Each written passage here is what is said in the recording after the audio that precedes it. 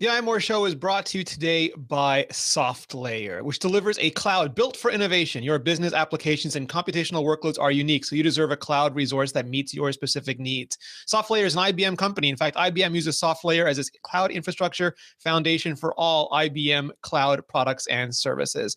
All of our listeners have the opportunity to get $500 off cloud infrastructure by visiting softlayer.com/podcast. Thanks, IBM. It is October 1. Well, so late, 2015. I'm Rene Ritchie, and right now we're going to talk all about the new iPhones 6S. This is the iMore Show.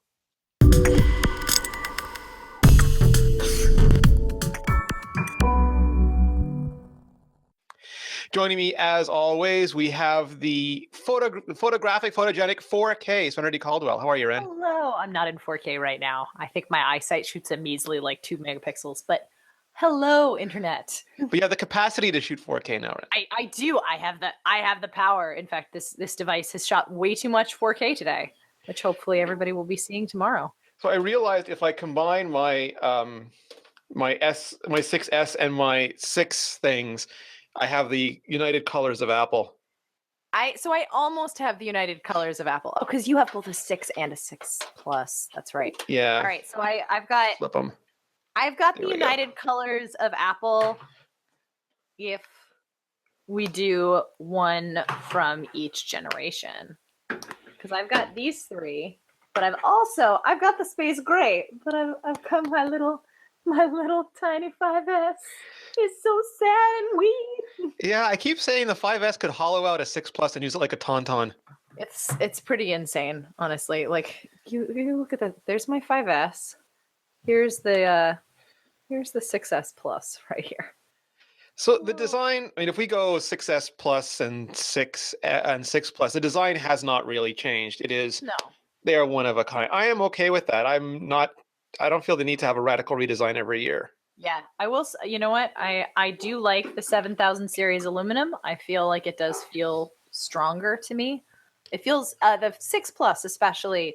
My boyfriend has a 6 Plus, and the 6S Plus versus the 6 Plus. This definitely feels sturdier in my hand than the 6 Plus did. The 6 Plus felt very much like I was either going to break it or it was going to fly out of my hand like a tiny wispy bird.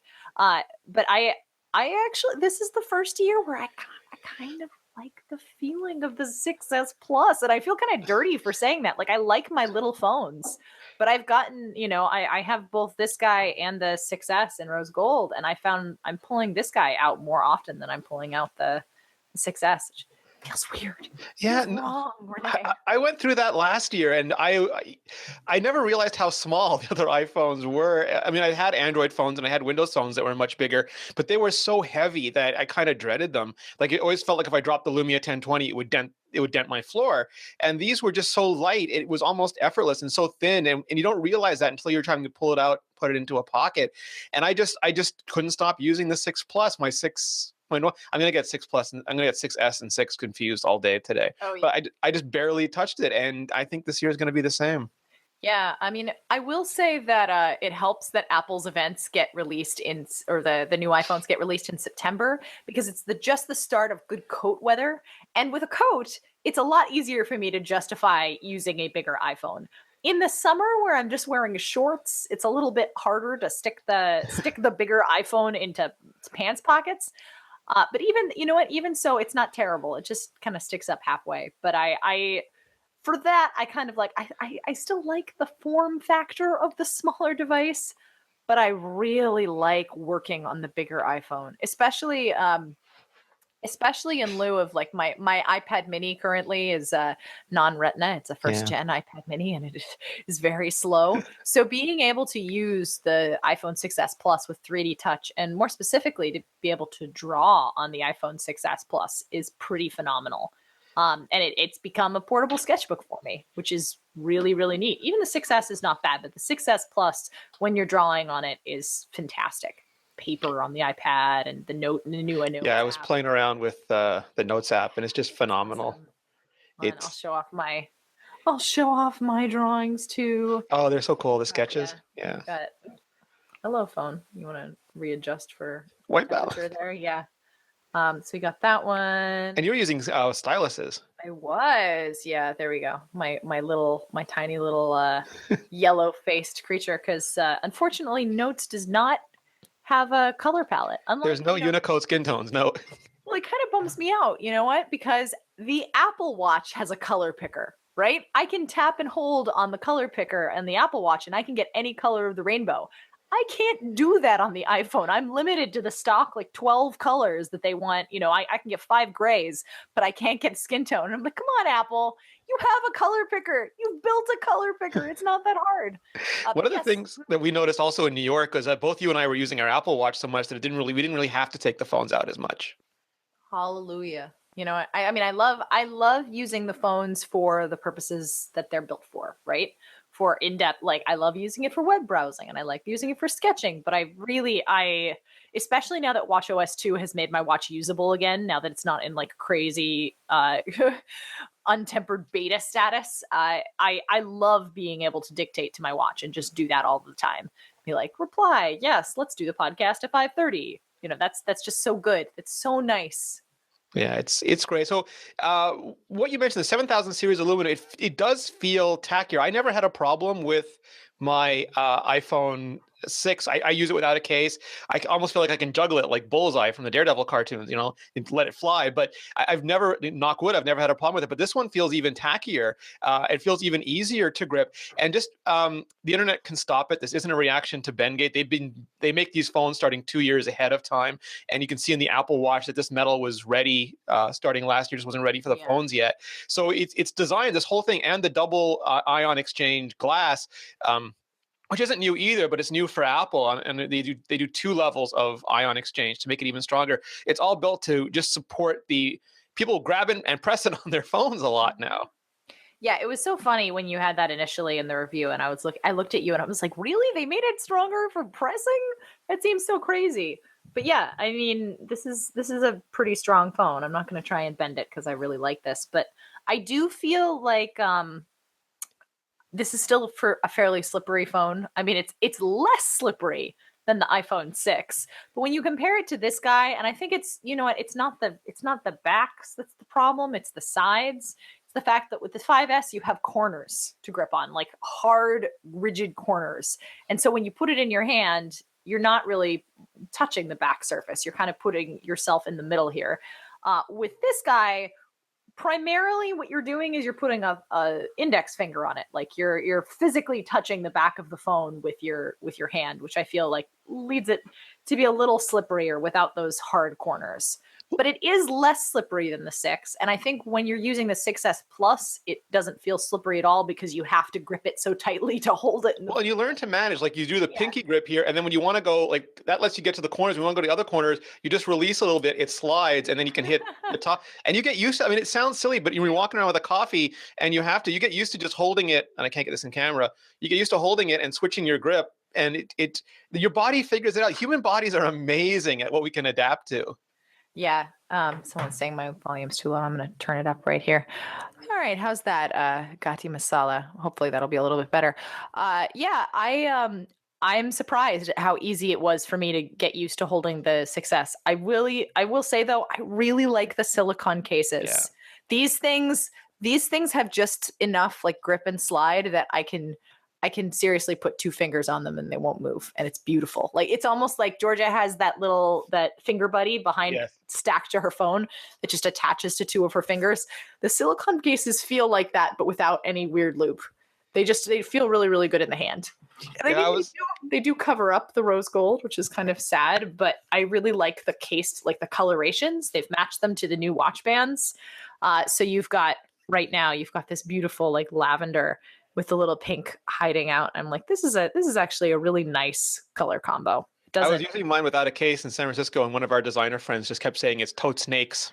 And I figured that's San Francisco slang for no case anymore. No case. You know what? I'm conflicted because I really do like the bare look of the 6 and the 6S. But as I was showing you before the show, my 6 has taken a beating because I decided to carry it freeform for a little while. and I broke two screens Yeah. doing very minimal tasks. Like I had I had my phone half out of my pocket in my lap, and I went to get out of the car, and it fell, and it shattered the entire screen 3 weeks into owning one.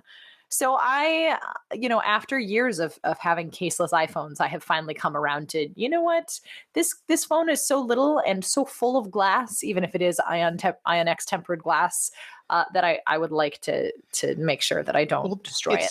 it's designed for that. Like people keep saying you should make it twice as big or you should make it waterproof, and Apple has made it more water resistant.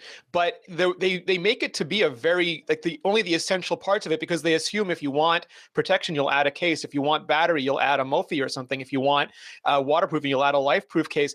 But the thing is, you can't take those off when you don't need them. So if you Mhm. don't need them, you get the nice thin light case. You can read with it in bed without your arm tiring out and it falling and hitting you in the face. And you can do it. You can put it in the thin hipster jean pockets. You can do all these things and they don't have to worry about the extra insulation that makes them ramp down the processor or the extra RF interference that makes them have to amp up the antennas. They can just make the core of the phone, and you can add anything you want to it. And I think when you talk about the silicone or the new leather cases, that works out too. Want more grip? Add a case. Still not a huge phone. Mhm. Absolutely. Absolutely. I really do like the ability to just kind of swap on and off cases at will. Will say, sadly, the silicone case, like the one downside to it, the one complaint I have with Apple is because it's silicone and because it grabs your hands so nicely, it also grabs every living piece of dust around. And when you live in a house with two dogs and a cat, you get a lot of hair. Kind of feels like Magneto, like you can just hold it up and Yeah. turn and stuff just flies and sticks on it. Pretty much, pretty much. It's trying to get a photo of this for our heroes for our website was next to impossible. Like, no, dust, go away. So what you went through this? So we should just back up for a second. We went to New York to get Did. the phones, and for the opening, we have videos up if you want to see the show at not the show, but the launch at Fifth Avenue Apple. It was really fun. It was fantastic. But then we went around doing photo tests and a bunch of things, and you decided to do how pink is rose gold, or how I rose did. gold is pink. I did. How pink is the new iPhone? What kind of pink do you see? So we did a dress recap kind of thing where I basically took the pink iPhone. Christina Warren and I had this idea at the same time, and she ended up working with her designer to do this beautiful collage of like various pink items shot in a neutral zone. And that's I think a really good way to kind of see how pink it compares.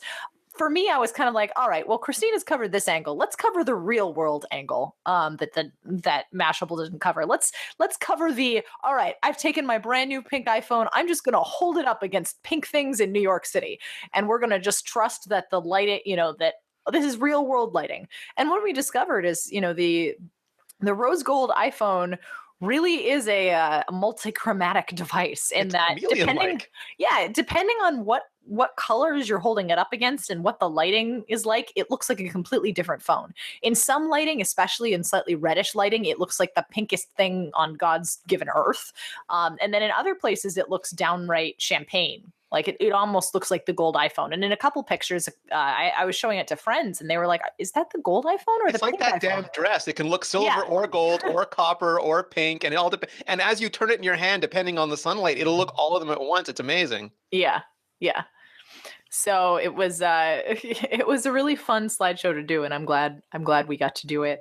I And I like the mean, color though. I was afraid the color yeah, would be almost garish, but it's sort of like what Apple did with the gold phone. The gold phone isn't Kardashian gold; it's like champagne gold, and this is not hot pink. This is more of a I don't know what's the right shade for this, but it's a cool metallic. it's almost Christina Warren was calling it rosé, and I tend to agree. It's almost like a copper champagne. I was calling it pank just because it sounded good. Dank. Yeah, I mean, if we see even switching it around in lighting in my office, if I tilt Yeah. it in the shadows, it looks really pink, and the second I get some light on it, it starts to look much more gold. It really depends on the light you have it in. I think I like this color the more I spend time with it.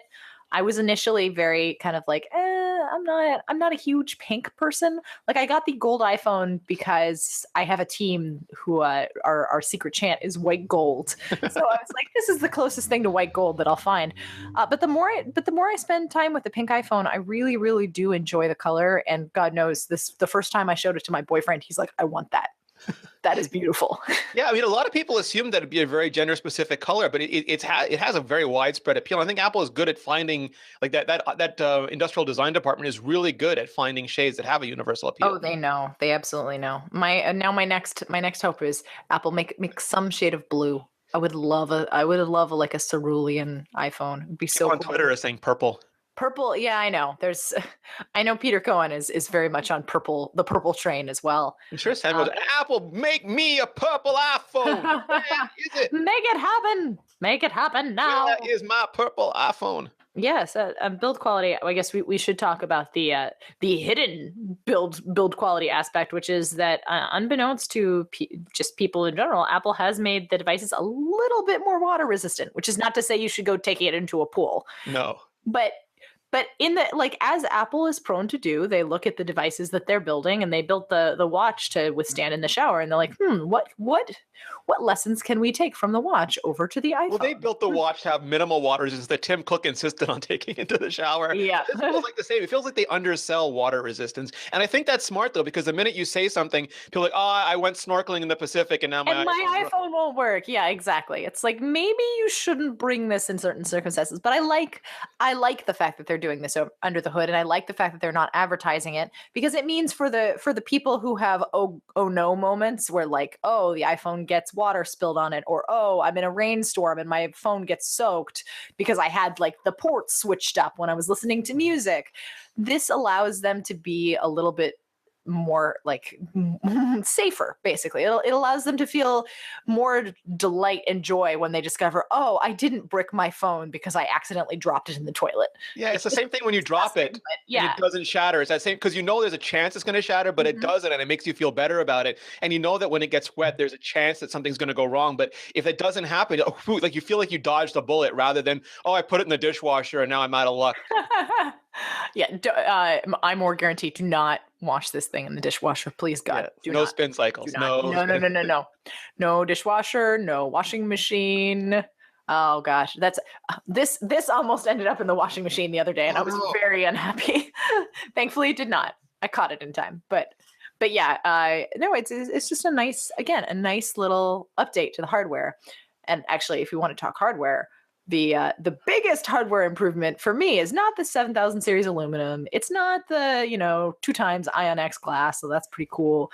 The Touch ID sensor is so Oh, fast. it's almost fast enough to go in like backwards in time. It's amazing. I just finished doing. I've been running around all day. We're shooting our videos for our iPhone 6s and 6s Plus reviews, and I did a Touch ID test between the 5s, the 6, the 6s, and the 6 Plus, and it is amazing how much faster it is than the 6, but it is mind blowing just how snappy it is compared to the 5S. Like I thought the 5S was pretty cool when I got it, and now the 6 feels futuristic. The 6, I just have to like I people are complaining about this on Twitter, but I kind of love it that you can press the home button and it immediately goes whoosh. Yeah, you got to get used to if you want to see notifications, you've got to use the sleep wake button now. But before with iPhone 5S, it was touch the sensor, beat, phone starts to unlock. With the 6, it was touch the sensor, beat, phone's unlocked. Now it's touch the sensor, phone unlocked about a half a second before you touch the sensor. Yeah, it's magic. It really is. And for people who are missing notifications, they're pressing the wrong thing. If you go into settings and go into notifications, you can switch off group by app and switch it to sort by date. And then when you swipe down in notification center, you'll get the same view as you would on the lock screen. And that's been very helpful to me. Yeah, mine was like that. I didn't even notice. Mine was like that at default. And I just looked at it and I said, this makes more sense than anything I've ever seen on Notification Center before. Lex Friedman, who used to work at Macworld with me, has been asking for this pretty much since Notification Center's debut. That was one of his first like initial nitpicks from it. So as soon as that came out, I was just thinking, oh, Lex is going to be so happy. We call it the Friedman feature. Yep, it's I'm true. going to take a quick break. I'm going to tell you about one of our great sponsors, and that is Red Hat. Red Hat is tried, tested, and trusted. So maybe it's not news that supported open source is now widely accepted at the highest levels of enterprise computing, but the extent of adoption is probably broader than most people think. Most of the time, people just think about running Linux in the enterprise, but Linux it's not supported. So what you're doing, instead of paying money, you're paying time. Red Hat's changing that. Red Hat provides all sorts of solutions for cloud computing, application development, all of it open source, all of it enterprise grade. Red Hat runs in every executive department of the US government. government, every airline, telco, healthcare company, Fortune and Global 500, the New York Stock Exchange, every commercial. The list literally goes on and on. The only thing that's really surprising is how many people who know a lot about technology don't know about Red Hat. We used to use a lot of Linux in my old enterprise company, and for the mission critical stuff, we did use Red Hat because it was stuff that could not go down, that needed support, that needed a team behind it. We didn't want all the proprietary solutions because we didn't want to get locked into a big company, but we absolutely wanted that support, and Red Hat provided it. So sometimes the most disruptive technology is the stuff that no one notices at first. To find out more about how Red Hat is quietly redefining enterprise technology, visit redhat.com. Build on it, run with it, count on it. Thank you, Red Hat. Whew. All right. Let's save 3D Touch for a minute and talk cameras, Rand, because this is a 3 megapixel. Sorry, not 12 megapixel. Where am I getting 3 from? 12 megapixel iSight camera, up from 8 megapixel, which Apple has been using since I think the iPhone 4S. 5? I want to say 5. It might have been the 4S, but it is their first major rear camera megapixel upgrade in some time. Of course, they've been improving the sensor as things have been going. And in my camera tests, you can actually tell this to a certain extent, where the iPhone 6S has some definitive advantages over the 6, but only in certain areas. In bright light, brightly lit photos and things like that, the 6S and the 6 are actually remarkably similar. The 6 has an incredible level of detail, which the 6S, it's not just blowing it up. That was some folks' fear with the 12 megapixels is, Apple's just making the pixels bigger, and so there's less detail. Well, that's the thing, right? Like a lot of companies, when they did the megapixel race, is they would just chop up the sensor into smaller amounts to make the number bigger, and they wouldn't pull out any light. Yeah, and it didn't look great. And the thing is, in bright light, this feels a little bit the case. You do get a little bit of blurriness in some of the photos. The photos are bigger, so you don't really notice unless you're zooming in. But it doesn't really make in bright light, it doesn't make a huge difference. Where the 6S excels over the 6 is in low light situations and HDR situations, where those extra megapixels and deep trench isolation come into play. And they really do pull the data out of these lower light situations. Can you just explain deep trench isolation again? Because people hear it and they think, I don't know, what is it? My moat is going. Yeah. So deep trench isolation in essence is a way for them to assess the sensor so that you can get more data out of it without necessarily having to chop up the sensor into little bits. And I think you know more about the technical details than I do, Rene. The only thing I understand, and I need to get some camera person to explain this to me, is that what happens is when you get the cameras that many megapixels, the colors can bleed together because they're so close together, they're being so small. So the green bleeds into the red, into the blue, and they fill up the space in between the I forget what they're called now, the pixels, probably, with material so that can't happen, or at least it minimizes that happening. Yeah, the subpixels, which results in pictures looking crisp and not super, super blurry, which is very true. As I said, you can see some blurring together in deep depth. It's a problem that the iPhone cameras have had forever. It's an issue with the CMOS sensor, but it is better, a little bit better than the 6 in brightly lit situations, but miles better in low light situations. It is crazy to me just how much smoother and how much you get a little bit more detail. And I noticed this as early as I did a video test before I did my camera tests. And when I was doing my video tests, I went to Grand Central Station and I did time lapses. And I didn't expect to see that much difference in the sensor when it came to video. Because yes, you're doing 4K, but the 4K, the time lapse isn't taking it in 4K. Mm-hmm. Time lapse is just your typical 12 megapixel photo in essence. And in the time lapses, the 6S and 6S Plus, the color didn't change markedly, but there was more of it. So like the light in the version of the 6 where we did the time lapse, there is just basically white light on the floor from where the windows are streaming in from Grand Central. In the 6S and the 6S Plus, you can actually see the gradations in that light. You can see kind of the purples and the blues and the different hues from those stained glass. And that is really cool. Just like these little tiny details. And the same thing when we took the cameras out for a spin in the evening. When we were walking around New York City, kind of after everything had closed, and we walked by 30 Rock, and we walked by where else? Radio City Music Hall. Yeah, Radio You City could see Music the Hall. strands of neon. When we took the pictures, you could actually see the individual strands of neon. It was incredible. Yeah, it was beautiful, and the low light depth of field is also really really impressive. I was doing a couple of shots where I was trying to get an entire building which starts being lit up with spotlights, but it tapers off as you go down. And in the iPhone 6, that photo starts to get very blurry and very sort of pixels crunching together about halfway up the building. And the 6S, you get it much much further. It's just Yeah. it's very very impressive to me. The Apple's always been the king of low light.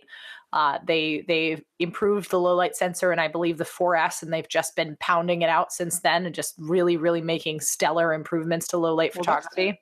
that's their goal, I think. Like they Mhm. just want to make a really good camera. Like they don't care They about the really do. megapixels. They just want to make a great camera, and they want to make a camera you can pull out at any time and get a really good, really usable shot. And they don't. It's not the same focus that other companies have that are very camera centric. It's meant for just normal people taking pictures. And you explained to me, because this was new to me, the way that they're doing the noise reduction now for large color areas.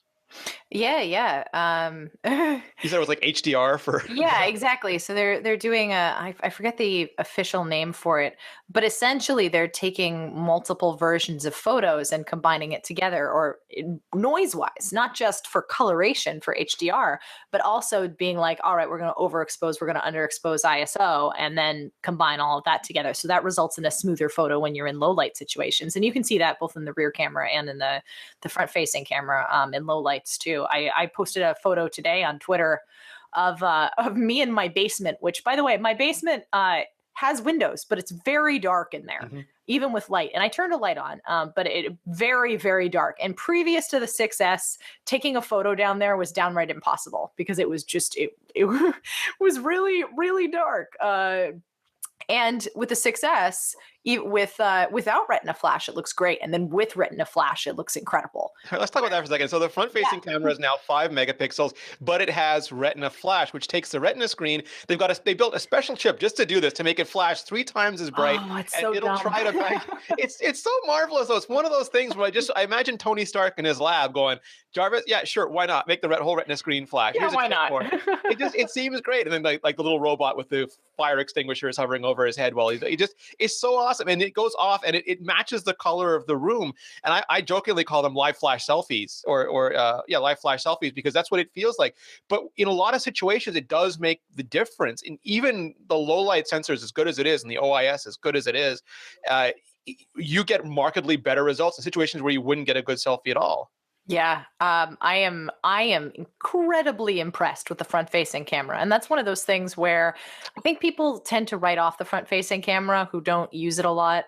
Where it's just like, oh, selfies, haha, that's funny, that's silly, whatever. But I mean, that's actually a huge consideration for a large group of people, where they're like, yeah, we want to take selfies, you know what?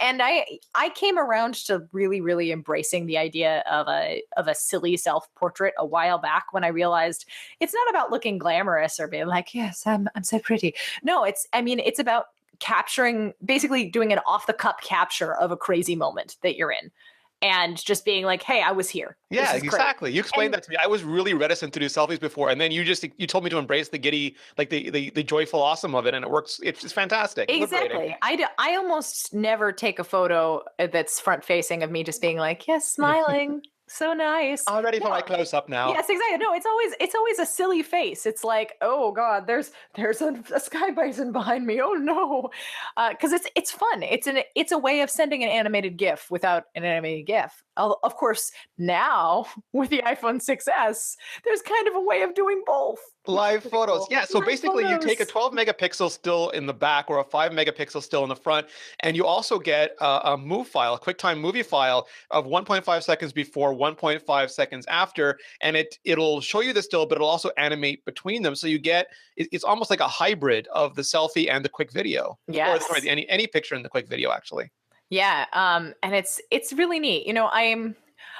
I'm not 100% in love with live photos because I do have some nitpicks, but I like the concept a lot. I love the idea that it's just taking basically, it's a Harry Potter photo. Yes. It's taking a little bit of video on either end, and it's just it's the reaction of a photo. It's being able to catch like the silly smiles with dogs, and I'm sure with kids it's going to be great. But with dogs, it's absolutely hilarious. I have one picture of our pit bull Hildy, who has the longest tongue that I can picture. Her tongue is insane. Her tongue could probably swallow some planets.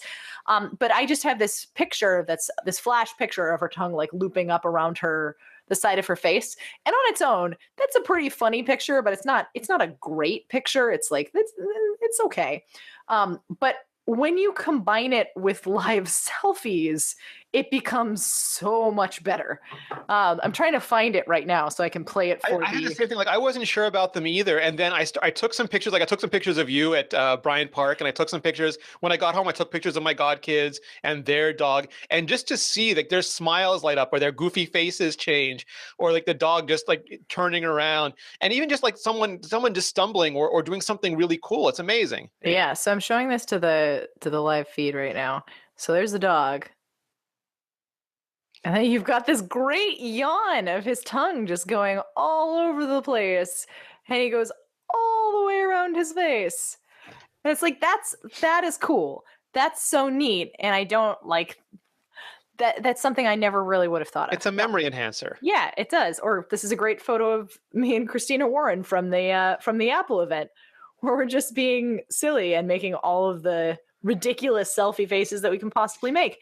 It's a great way of sort of memorializing specific moments that are happening in time. Now, I do have a couple complaints. Like I wish it was easier to export it. I know that Apple is coming out with an API for developers to integrate, and that's really awesome. And I can't wait to be able to post live selfies to Twitter and Facebook and Instagram, etc. But the problem is, in the meantime, Apple's not given us any kind of export tool aside from a trick on the Mac, which I'll talk about later. But there's no real export tool from the iPhone to send your live selfies to anybody except via messages. And I imagine that Apple's doing that in part to spur on adoption of the API, because if you could just export it to a video, then Instagram would be like, well, whatever, I'm not worrying about that. But it's very frustrating for people who are like, I have this cool new feature, I want to show it to you. You can do this by going to image capture on your Mac, because the live selfie is essentially a 12 megapixel still JPEG, and then a 2 to 3 megabyte movie sort of like saddled a 15 frame per alongside it. second movie. Yeah, 15 frames per second, 3 seconds long. So you've got what, 30, 45 frames of an animation. So I wish that it was easier to offload those other than via image capture on your Mac. But the other thing that I really, that I'm really kind of bummed over is I wish that there was a countdown or a warning for the start of a live photo. And I realize that's kind of hard to do because it's taking the stuff before you press the shutter and after you press the shutter.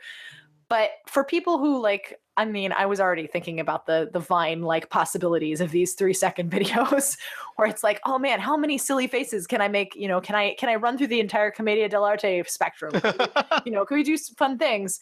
But the timing is really, really hard to figure out. And that's a little bit of a bummer. Yeah, it's counterintuitive because when you press the button, that's the still, and then you get 1.5 seconds before it. And a lot of people think when you press the button, that's when it starts, and then you're sort of you're out of time.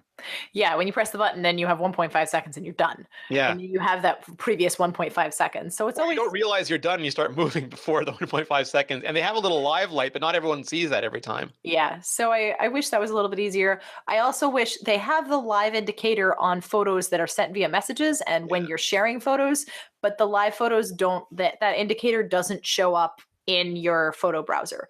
And I really wish it would, because I like, as much fun as trying to tap every single photo in my photos library to remember which ones were live photos and which ones weren't. That's kind of frustrating. They do animate in the single view, but the single view is just not efficient. No, I'm scrolling through multiple ways. Yeah, exactly. So I would really like an animated, or not an animated, but the little symbol. We've got the little symbol for slow-mo. We've got the little symbol for time lapse. Why can't we have the little symbol for live photos? I think we used to have it for HDR as well back in the dark ages. Yeah. One thing that was really cool too is the image signal processor that Apple puts in the chipset is vastly improved. That's what lets it do all this cool stuff that we're talking about and gives it the speed to crunch and process this. But as much as you said Touch ID was one of your things, this Apple A9, the more I look at it, the more impressed I am with this. And I keep going back to, if anyone told me 10 years ago Apple was going to be one of the leading chipset companies in the world, I would have thought they were just out of their minds. But increasingly it's like that. And it's one of those things where I look at what companies who are chipset makers like Samsung and Qualcomm are doing, and they're just not keeping up. And Apple is not resting on their laurels either. No. They're running faster. So you have in here, it's called Twister, the latest generation that follows Typhoon, Cyclone, and Swift. So if you're keeping track of code names at home, and it's a 1.85 gigahertz, so it's clocked much faster than the iPhone 6 and iPhone 6 Plus, but it's also an ARM-V8 chip. It's got all of that in it, but the amount of power it's got, Apple says 70% more for CPU and 90% more for GPU. But I was talking to the guys from Geekbench and I was looking at a lot of the results and I was running some of the GFX bench scores, and it's ridiculous how it's outperforming not only everyone in mobile. Like Nvidia's got some interesting stuff. They It's haven't close shipped a to lot of. desktop. It is roughly equivalent to the MacBook that Apple just shipped, which is Nvidia's Broadwell Y architecture, and it's not far behind, especially in single core. It's close to the Haswell MacBook Air that you and I bought last year. Yep. And so let me tell you, this makes me real excited for the iPad Pro in November. Yeah, because that's getting the A9X. Yeah, exactly. Even faster with more RAM. Yeah, no, the speed on these has just completely blown me away. Everything feels so snappy. It reminds me a little bit of I think moving to the 5S from the 5. There are a couple jumps in there that just feel like you're holding a completely brand new device. Everything is so fast. Internet browsing feels so snappy. Switching between apps feels seamless. And the one thing that I routinely saw was causing slowdowns on my iPhone 6 was pull down notifications, where if you got, an instant message or an iMessage, you could pull it down and get a quick reply. And on the iPhone 6, that would constantly lag for me. The 6S and 6S Plus, it's instant. Absolutely. And it's benefiting as well from 2 gigabytes of RAM, which on the iPads lets you do things like split view. There's no split view on the iPhones yet, but it means like when you go back to Safari, your tabs don't reload every time. And yeah, Apple's doing some tricks there in that they're not blanking the page and then redrawing it. They're keeping the page showing and then redrawing it in the background. So it's even perceptibly faster than it would be otherwise. And it's just when you look at the scores again, like Apple's using it's a 2-core dual core CPU that's going up against an octa-core CPU from Samsung, and it's killing them in single thread, and it's equaling them in multi-thread, and that's just really solid ARM IP now. And I'm really curious. Again, like you said, the iPad Pro, but also where this is going next, because they're not slowing down. A lot of companies, Apple doesn't make, well, they have advantages. They don't make money off the chips. They don't have to sell chips to other vendors. They don't have to worry about keeping it on the market for years to recoup their investment. And they also don't make it for multiple platforms. They don't have to worry about supporting DirectX and OpenGL, for example. They can shed all that code and make code specific for their platform.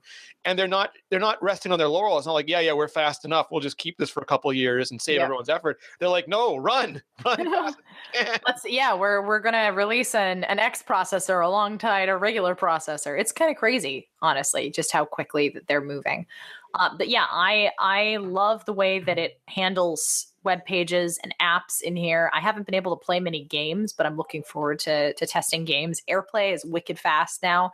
But the thing actually that I was testing today in Providence, and that I want to talk about is the cellular snap. Yeah. And how much faster just it is to connect to Wi-Fi and networks. Now, obviously, the new iPhones do have more LTE bands, which is really helpful, and they can connect to LTE Advanced, and they have MIMO for Wi-Fi. Band 12 if you're on T-Mobile in the US. Yeah, exactly. But the thing that really impresses me on the 6S and 6S Plus, if you've ever, if you travel often or if you use airplane mode previously to save battery life before low power mode existed, which I did often, switching off from airplane mode is often a 4, 5, 6, 7 second ordeal where you're like, all right, phone's waiting. Reacquiring. Yeah, and I did multiple tests in the park in Providence today and was getting like 0.2, 0.3 second snap. And it immediately had full bars, full service, notifications came pouring back in, no problem. And I was just kind of standing there with my jaw a little bit open, being, "Wha- uh, my iPhone 6 is really, how did you get it this fast?" Like it feels, I feel like people have downplayed just how speedy an upgrade it feels. And Yeah, especially, from the iPhone 6, it feels like a speedy upgrade. From the iPhone 5S, it must feel like you're walking on water as opposed to swimming through molasses. And that's one of those things that you don't really appreciate in single instances, because everything from the Touch ID being faster to app launching faster to not having to wait for tabs to reload to it engaging radios and disengaging them faster and switching faster and all these things by themselves, it's a few fractions of a second or a few seconds here or there. But when you add that all up, that's what becomes a transformative experience. And after the next break, we'll talk about 3D touch as well, because there's nothing else like that.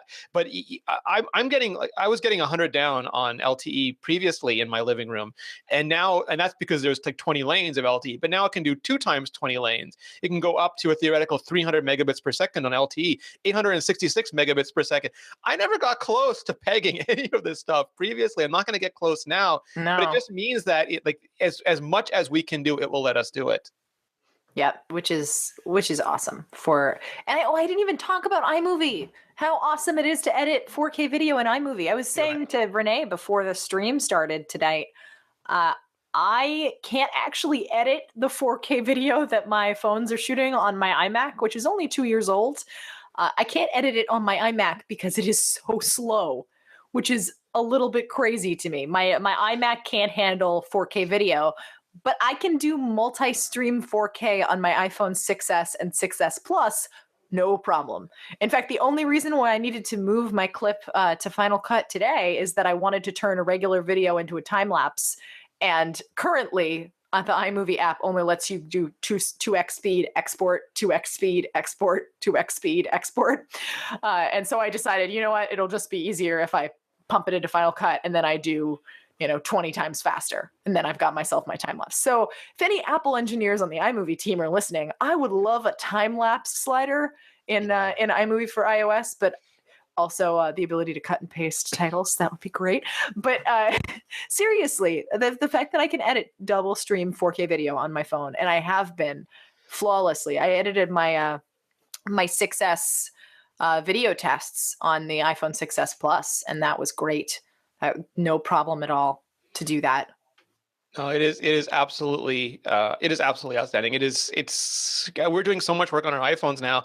I used to joke about not having to go back to my Mac unless I needed to do serious work, and now I don't even have to go back to my Mac to do a lot of the serious work.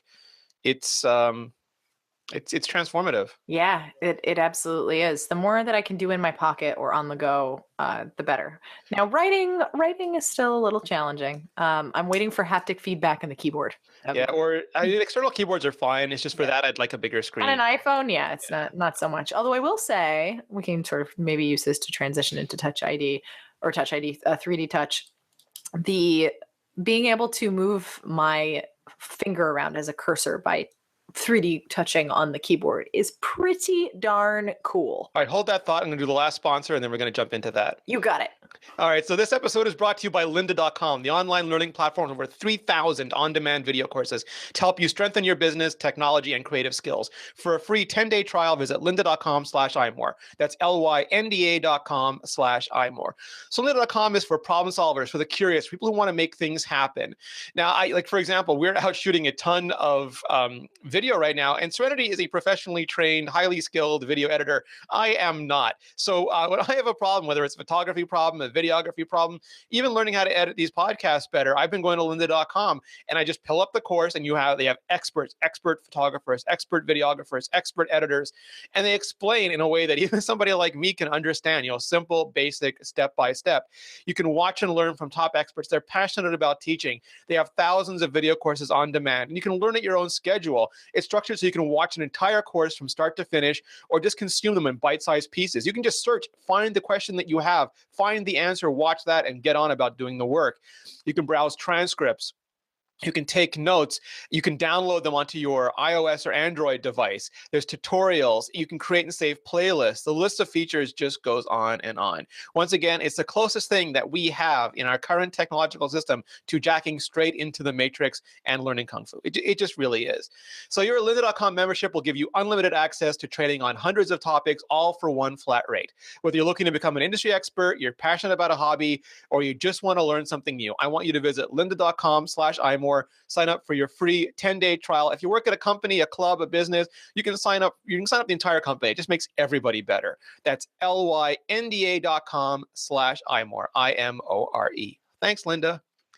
All right, Serenity, you were telling me about awesome trackpad shenanigans. Yeah, awesome trackpad shenanigans. So 3D Touch is, of course, the highlight marquee feature on these phones.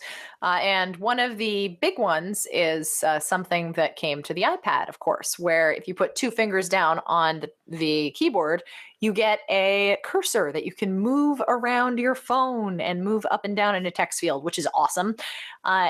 And if you are doing this on an iPhone 6S or 6S Plus, you don't use two fingers because the keyboard's too small. It just doesn't work.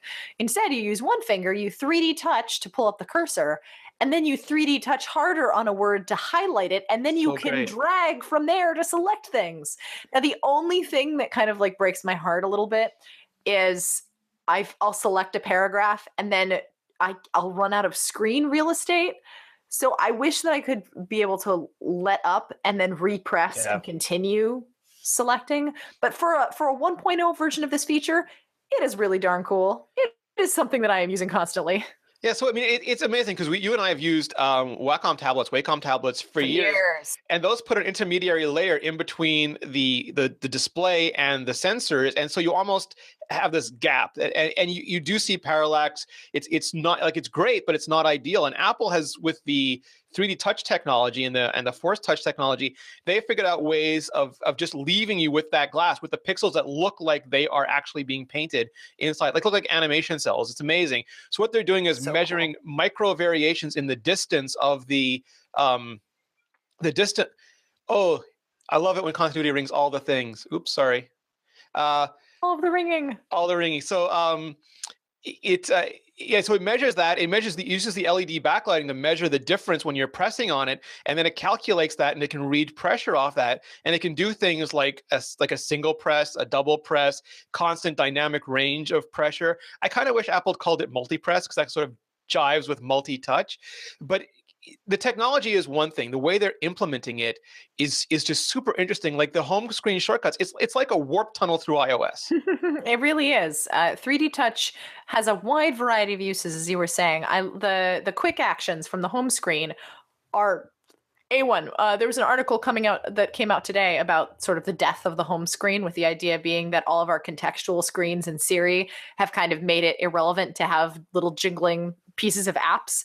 And I'm like, yes, to a certain extent, this is true. Quick actions it makes it a good reason to have app icons, because you can just tap an app icon and get directly to a specific part of that app, which Siri still can't do. You can't say open, open the I was gonna say you can say play Beats One in the music app, but if I was going into Spotify, I couldn't be like play the blank playlist in Spotify. And if a Spotify app decided to integrate quick actions, which I don't know if it has yet or not, you just lightly 3D touch on an app icon.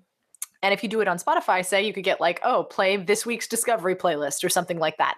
And that's so neat. It's such a good way of implementing, not only implementing shortcuts on iOS, which is something that iOS has drastically needed, but implementing shortcuts that are smart and easy for the average user to use, that the average user might actually stumble across. I just like that they make interactive sense to me. Like I know pressing that icon is going to launch that app, and when I press deeper on that icon, it feels like I'm pressing into the app and I'm getting the functionality that's inside it. And everything is like that. When we talk about pop and peek and pop later too, it feels like, because yes, Apple has always been adamant that the home screen is not a destination. It's not where you should be living on your iPhone. It's a gateway to get to other apps, which is different than some other platforms approach where they put widgets and all sorts of other things on the screen. Apple doesn't want you to spend time. They want you to get in, get out. But now they're making it so that you not only can switch apps, but you can go right into the actions. It's like you're pressing through.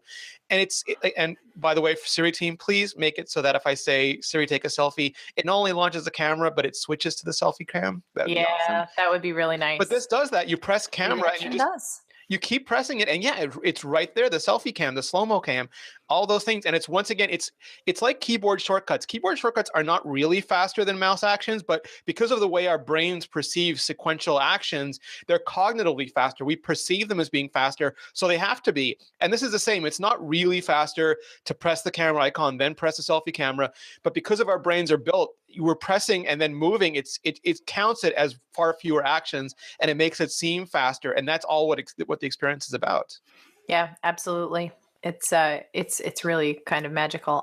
The multitasking switcher also has a 3D touch gesture where if you Yeah, tap on the left side and 3D touch on the left, I really want to say 3D press. You I know. 3D touch on the left side of the iPhone, you'll be able to pull up the multitasking switcher, which is really cool. You can press a little bit to just swipe over and swipe one app, or you can press deep to get through your entire multitasking screen. Now, because of the new cards based interface and because of this gesture, I now have instinctively tried to do that on the right side of my screen when I'm trying to switch back. Yep. And that is messing with my spatial awareness a little bit, doing the like whoop, and then, oh, wait, no, I have to go back to the left, not to the right to Yeah, go. because the universal gestures that they introduced in iOS 7 do go in both directions. But it's just it feels so fast. Like that combined uh, with the back button in iOS 7, I don't know how I literally don't know how I live without it. I was just tapping my way through app hierarchies like an animal, and now I'm just going right to where I want to go. It's so fast. And combining that with fast Siri, which I guess we could talk about. Have we finished 3D touch? Because Well, one thing I otherwise, wanted, like yeah. the peek and poke to me are Peek and Pop. peek and pop. Sorry, so Poke you got hint. are two children's characters. Sorry. You've got hint, you've got peek, and you've got pop. And basically what it lets you do is bring up view controllers where you already are. So if Serenity says you want a podcast at 5:30, I can just tap that 5:30. It brings up my calendar. I can see that I'm free and say, yes, I don't have to leave apps. I'm not switching apps, switching back so fast. Do you want to meet here? I press the button. I know where that is. Sure, I'll go there. And you can do it inside an app. So you can see what screen you're going to go to next, like if you're quickly looking for an email. But you can also do it in between apps. So I can pull in a view from Safari or Mail, or Maps or anything, and I don't have to switch it. But if I do, I just press harder and boom, it literally feels like, when Han is saying punch it, Chewie, and you press the thing and the stars, Hyperspace, and yeah. then you're there, and you're like, it's so great. I love it. I really like the contextual menus hidden underneath peak, by the way. For Yeah. people who haven't discovered this, if you have a 6S, press a little bit to get peak and then swipe up, and you'll get actually a series of contextual buttons that change depending on the app. So if you press, if you peak on a calendar on like 5 p.m. and then you swipe up, you can actually get a make an event for 5 p.m. where you're immediately brought up into the event screen, easy as pie, like that, which is so good. So good. It is. After you start using it, you never like you go back to a 6 and you just miss it. And I'm not saying this to make people with 6s feel bad. They're still great devices, but it's one of those things. Like I had a resistive device. I had Palms before I had the iPhone, and they had touch screens, but they weren't capacitive. And you don't appreciate the difference till you have the new thing. And this new thing, it really does make multi-touch multi-dimensional. And it's not perfect yet. There are some different choices that could be made for what the options are and how they're acted. But I think this technology has legs, and I'm super excited about it. Yeah, the one thing that I would like to see come into later versions of iOS, currently when you press a quick action from the home screen, when you press on an app icon that doesn't have 3D touch enabled, the icon jiggles a little bit and you get a little little double vibration. I really wish the device would do that across the board if you tried to 3D touch on something that wasn't 3D touchable, because I find myself like, especially the new version of Tweetbot just came out and it's fabulous. And, thumbs up to the folks at Tapbots. They've been working really hard, but it's not quite 3D touch enabled yet. And so I've been trying to 3D touch on tweets and not like, oh, maybe I'm just not pressing hard enough. It's a brand new version. Surely it has 3D touch. No. I'm not doing that to pull on Paul Jordan, because really it's a beautiful, beautiful, wonderful app. I can't wait until you guys add 3D touch, Yeah. because it's so fun. Well, no, absolutely. And one thing that I will caution people is that there's two kinds of quick actions. There's static and dynamic, and static load immediately as soon as you download the app. But the dynamic ones require you to launch the app in order to load, because those things are like your last message contacts, the videos you haven't watched yet, and it has no idea what those are until the app is launched once. So if you press an app, you don't see anything. Try launching it at least once, and then you'll see your Serenity. So if, yeah, I'm showing the where it just kind of it shakes out for a second. So great. And my other 3D touch niggle actually also happens to be on the home screen, which is the difference between a long press and a peek or a quick action on the home screen is very difficult in terms of entering edit mode so that you can move your app icons around.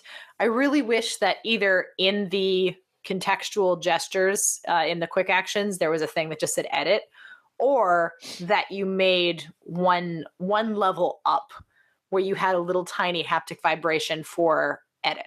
Because what happens now is I end up pressing too much into it before I get in there. Yeah. And I end up getting into peak.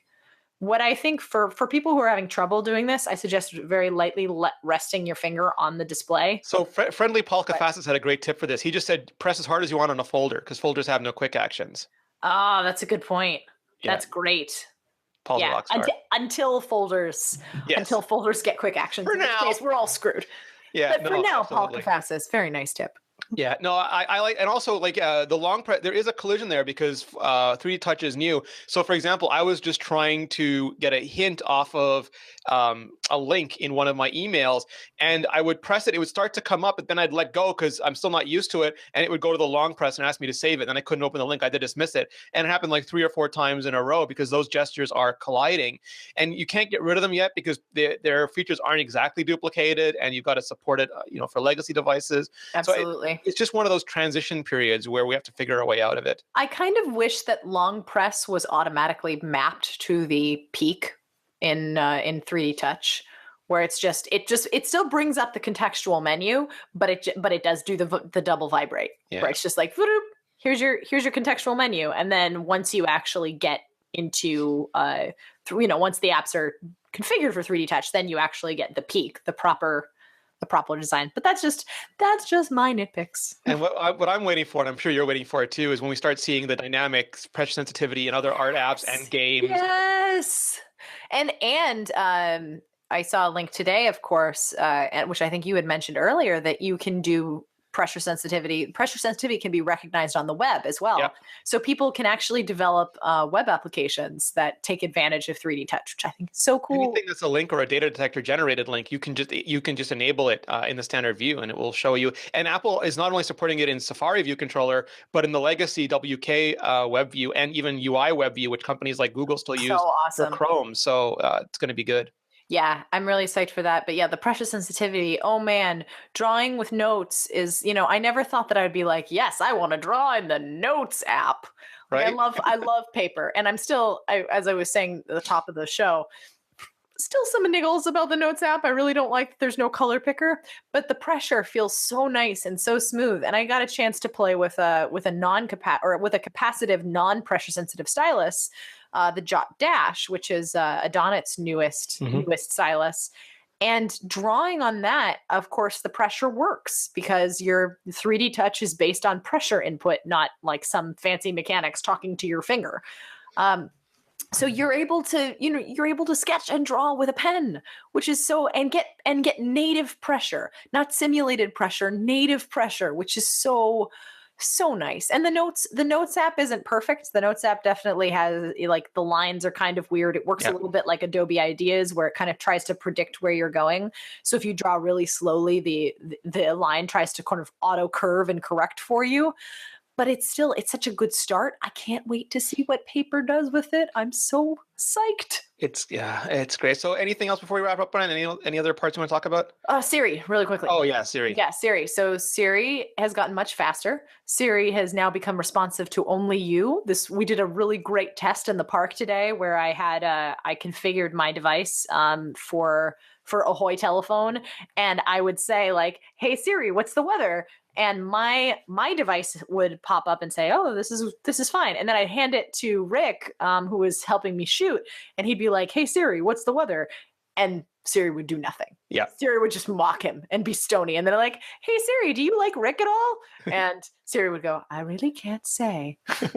So yeah, because they put the M9 processor. It used to be a coprocessor that was independent from the main A8 architecture, the A7 Well, the architecture. M9 and the coprocessor was also originally just for activity data, and Yeah. now they've tied it to Hey Siri as well, which So is it's integrated, and that means that it's even more power efficient. So they can leave the microphone on, because the microphone being left on is a power drain. And other companies have done coprocessors, but they're also doing Voice ID, which sort of tries to make sure that it's you saying something. And that's like, even if you and your boyfriend had your phones next to each other, and you yelled out "Ahoy telephone," you wouldn't want them both to go off. So no. and now we're going to have Apple TVs with Siri and iPads with, I mean, it's just it's not going to get any easier. Yeah, So you how is have the Voice you have ID important? watches with Siri.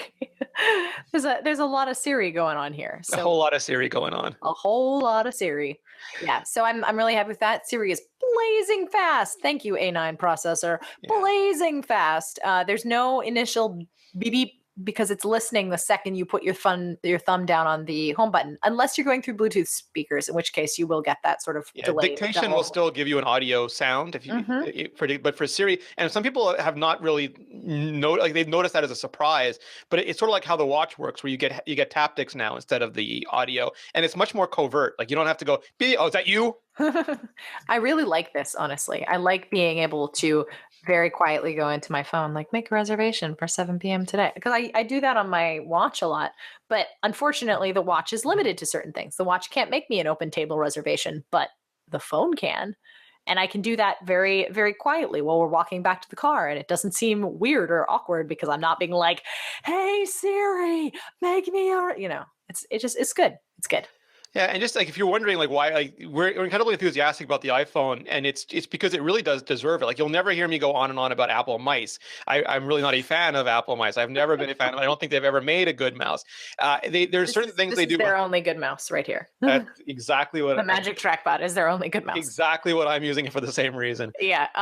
No, I mean there are definite like I have some niggles about the 6S and the 6S Plus, but overall I am very, very happy with these devices. I think these are incredibly good, not only incredibly good successors to Apple's previous lines of iPhones, but they're really, really good computers on their own. They have a lot to offer users, and even with their bugs and their niggles, like 3D Touch is amazing. 3D Touch is going to change the way that people use devices, especially when you consider that it's accessibility enabled, which is just it's a level beyond. I mean, Apple really does put the thought into some of this stuff. And it's not to say also that like by giving these phones a glowing review, we're like, all Android phones are terrible. Because you know what? I'm sure that there are Android phones just as well deserving of praise as we're giving the 6S and the 6S Plus. It just so happens like the 6S and the 6S Plus for me fit better into my workflow than an Android device. For someone else, it may be different. But having used these phones and having a primarily Apple ecosystem in my home, I think they're top tier. I wouldn't trade them for the world. And I like Apple's, and again, it's a philosophical thing. There are some people who look at an iPhone and they think, oh, it's locked down. I can't customize it. There are wonderful new Nexus, a new Nexus 6P. That's terrific. It looks great in every way, and you'll love it. But if you're someone who really, again, likes the way that Apple does things, that it's not about how many megapixels the camera is. It's about how great they can make the camera. And they have their own focus, their own way of doing something. It's like preferring one sort of cocktail to another sort of cocktail, or one airline to another airline. Absolutely. It's just a personal thing. And if you do like these things, I would say if you have, and correct me if I'm wrong here, and if you have like an iPhone 4S, iPhone 5, iPhone 5S, I think it's tremendous. Biggest upgrade of your life. Yeah, it's seriously, it's like upgrading from a 1990s Camry to like a brand new Prius or a Tesla. It feels like such a giant leap forward. And there's just so many things. And I recommend if you're making that big of a jump, check out iMore, check out Apple support pages, because there's a lot of hidden functionality if you're jumping between say iOS 7 and iOS 9. 3D Touch is a huge thing unto itself. It helps to know what you can do and what you can't. Yeah, it's like a 911. It's like the Bay Area Camry. I mean, it's just wonderful. It's amazing. So if you have an older phone, absolutely upgrade. 100%, 110%. If you're on Android and and you're happy, that's great. But if you do like what Apple's doing with security, if you like what they're doing with privacy, if you like what they're doing with ease of use, if you like what they're doing with their ecosystem, it's absolutely worthwhile. They've made a new Move app, which lets you easily bring everything over from Android to iOS and have a great experience. I think the most challenging thing, though, is, and I'm so tired of people talking about TikTok cycles and iterative updates, because that we got over that in 2011. I kind of feel like Intel is going, you like it's like, you mad Intel, because everyone's using Apple for TikTok now. I don't know, but Yeah. I think that you have to really want one of the features. You have to really want 3D touch or really want the new camera in order to justify the upgrade. And it is easier because there are the new yearly upgrade plans. But I still think they're still competitive products. Yeah, absolutely. I mean, I think if you have an iPhone 6 and you're still stuck under contract, wait until the 7. It's not so big an upgrade where it's like, yes, give me here's $900, take all my money.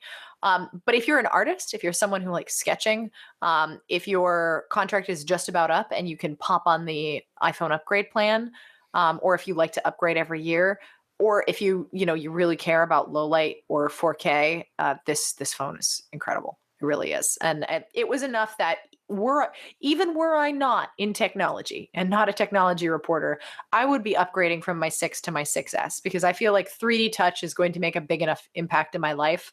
The pressure is going to make an impact. The pressure sensitivity is going to make a big enough impact in my life. And the low light in the camera is going to, basically change how I take evening photographs, which is really cool. I ended up doing on my Instagram during the eclipse last week. Well, earlier this week. It's been a Yeah, long it's a week, man. blur.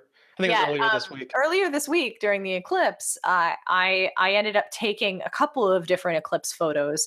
This is the closest I've ever been able to take a picture of the moon that wasn't blurry, which an iPhone camera has never been able to do The before. rose gold moon. Yeah, the rose gold moon. But I also managed to take a live flash selfie with the moon, and it properly exposed us. And the moon was a little overexposed, but you could still see the fact that it was slowly being eclipsed. And I'm like, this is awesome. I would have never been able to take a selfie during an eclipse with an older camera. Oh yeah, and if you're a front facing camera person, like that, this is an upgrade that you will want.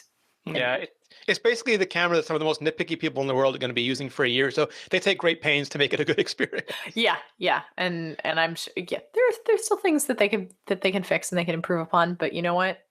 Good start, Apple. Yep. I'm Good happy. job. 2 thumbs up. Yep. All right, Ren. So if people want to see all the camera tests you're doing, if they want to read more of your awesome how-to articles, where can they go? They can go to imore.com. They can also find me at Settern, Settern, on Twitter and Instagram, where I'm posting some of those camera tests right now. And occasionally I do a little radio theater thing on The Incomparable that just started up. Renee Ritchie, I think you were a guest on the latest Incomparable. Georgia Dow, me, and Guy English all invaded the Incomparable Radio Theater. An influx of Canadians. It was pure Canucky fun. Yeah, and I do a very very risque guest spot in there, which was very fun and very very silly. Well, you're legitimately part Canadian. You can. I am legitimately Canadian. I have a Canadian passport. I have a Canadian not a birth certificate. I have a Canadian identity card. So I technically I'm half Canadian. So I was by rights belonged in that Canadian episode. My cameo is pretty terrible. No, never. It's a continual delight. And Serenity has put up so much. We'll talk about LCAP in the next Oh my gosh, show, but much. She's written all the help articles. So just make sure you check those out. They'll get you from where you are to where you need to be, and they'll do it with elegance and style. Little by little. Step by step. I'm not going to start singing New Kids on the Block. Yeah. And next week I will have an Apple Music review 3 months later. I meant to have it up on Wednesday when the 3-month trial ended, but unfortunately Apple released a version of OS 10 that week, and then Apple released iPhones the previous, so we're going to stagger it out a little bit. So if you want to know about Apple Music, if you're kind of on the fence, that my review will be coming on Monday. Can't wait. You can find me at Rene Ritchie. You can find all of us at iMore. We have so many reviews up on the So site right many. now. Yeah, you can go there and check it out. We still have iOS 9. We have watchOS 2. You can get both of those bundled in an iBook. We'll make sure the link is in the show notes. We have the iPad Mini 4. We have a preliminary review of the iPhone 6s. We have El Capitan. Just so many reviews. So make sure you check Oh, those out. If you haven't already, you can find this podcast in iTunes. Please leave a review. Please leave a rating. It helps more people find the show and encourages Apple to feature it. And that's just awesome for everybody. If you missed the video version, you can find it at youtube.com/iMoreVideo. I want to once again thank lynda.com for sponsoring the show. Lynda.com is for problem solvers, for the curious people who want to make things happen. For a free 10-day trial, visit lynda.com/iMore. That's lynda.com/iMore, IMORE. Whew. All right, Serenity, we survived iPhone 6s podcast. somehow. Now on to the next one. All right. Maybe some sleep sometime. Maybe. Yeah, we can sleep when we're dead. Absolutely. Well, we can sleep in live photos.